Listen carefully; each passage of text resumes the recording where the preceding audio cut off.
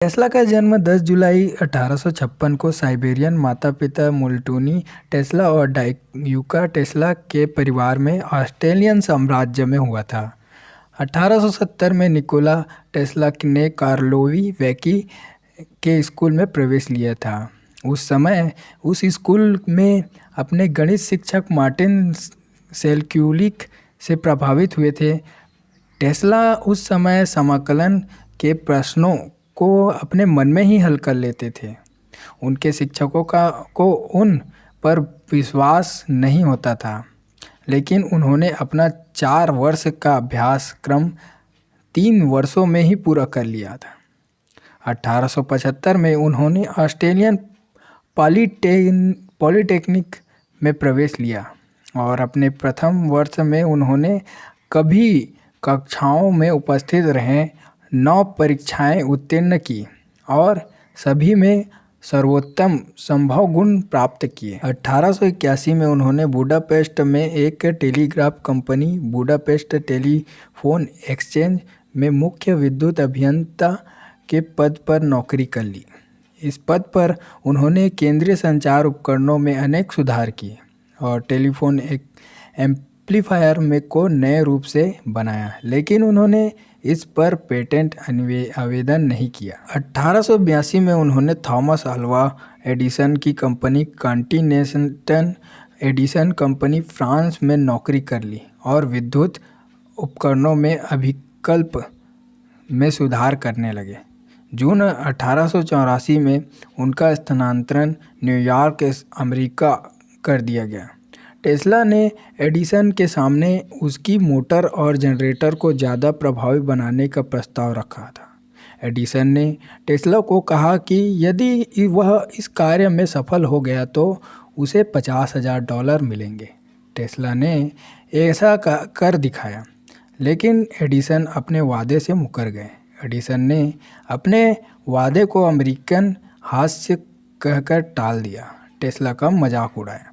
गुस्से में टेस्ला ने एडिसन का साथ छोड़ दिया। एडिसन की कंपनी छोड़ने के पश्चात उन्होंने अपनी स्वयं की company Tesla electronic lights and manufacturing की स्थापना की।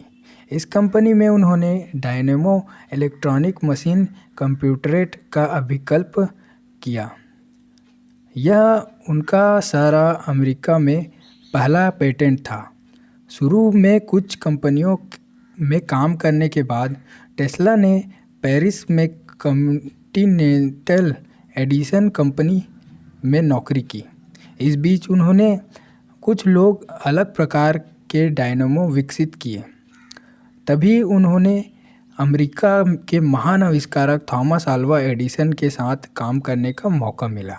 उन्होंने एडिसन की कंपनी को नई ऊंचाइयों तक पहुंचा दिया, लेकिन शीघ्र ही दोनों में विवाद हो गया, जो बड़े पैमाने पर विद्युत वितरण प्रणाली को लेकर था। टेस्ला के कुछ महत्वपूर्ण खोजें कुछ इस प्रकार हैं। एसी बिजली, टेस्ला वेव्स, बिजली से चलने वाली मोटर, वायरलेस संचार, robotics, motor controller, radar. Tesla की उपलब्धियां एडिसन से कम नहीं थी, लेकिन इस चुपचाप रहने वाले व्यक्ति में चुंबकीय आकर्षण नहीं था जो एडिसन में था। टेस्ला विज्ञान को समझते थे पर सामाजिक व्यवहार को नहीं, इसलिए वो कभी भी उस कीर्ति को प्राप्त नहीं कर पाया जो एडिसन को मिला।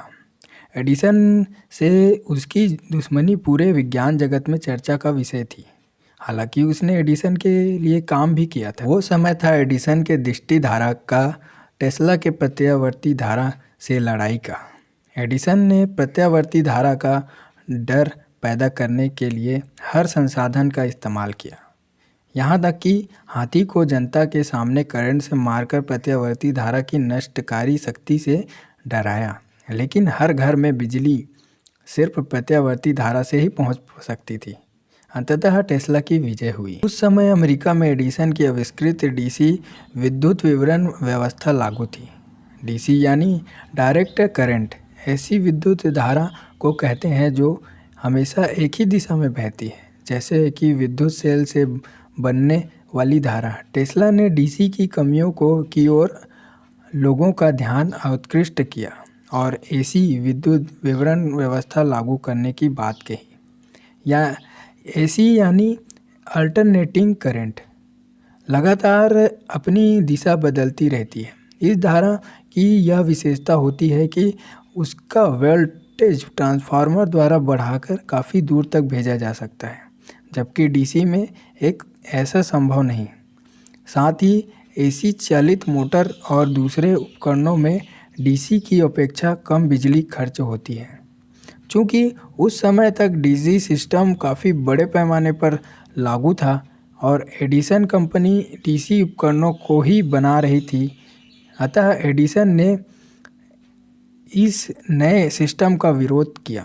नतीजे में टेस्ला ने उसकी कंपनी को अलविदा कह दिया और उद्योगपति जॉर्ज वेस्टिंगटन हाउस में साथ मिलकर नई कंपनी की बुनियाद डाली, जिसने एसी करंट की उपयोग को दुनिया के सामने रखा। टेस्ला ने चक्रीय चुंबकीय क्षेत्र के सिद्धांत की खोज की।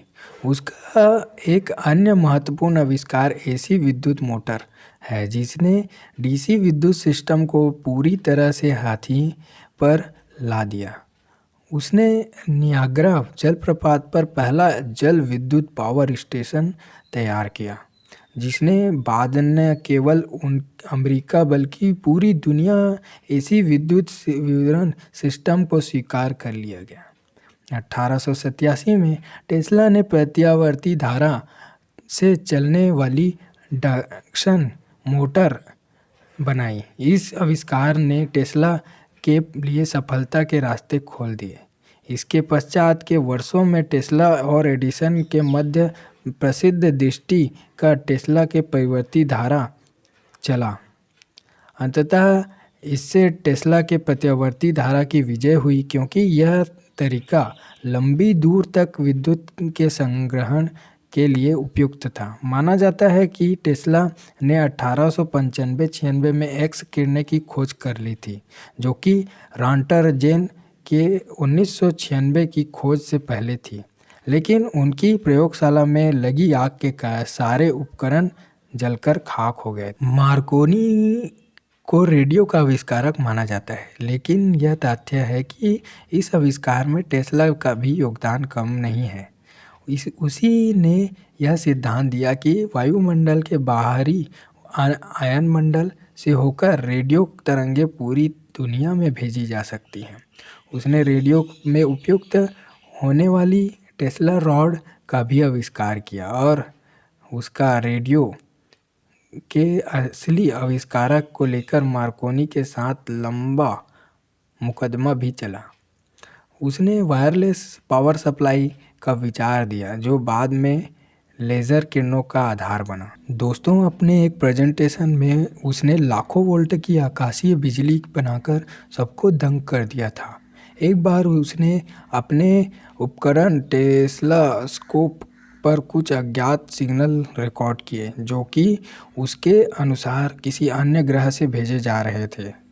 1899 तक तथा 1900 के मध्य कोलोरेडो जलप्रपात में एक प्रयोग के दौरान उन्होंने कृत्रिम विद्युत तड़िए का निर्माण किया, चकित कर दिया। निकोला टेस्ला ने अपने जीवन काल में 300 पेटेंट प्राप्त किए। इसके अतिरिक्त टेस्ला के द्वारा किए गए ऐसे कई आविष्कार हैं जिन्हें उन्होंने पेटेंट नहीं करवाया। टेस्ला हर दिन 9 बजे सुबह से शाम के 6 बजे तक कार्य करते थे और रात में ठीक 8-10 को रात का भोजन करते थे।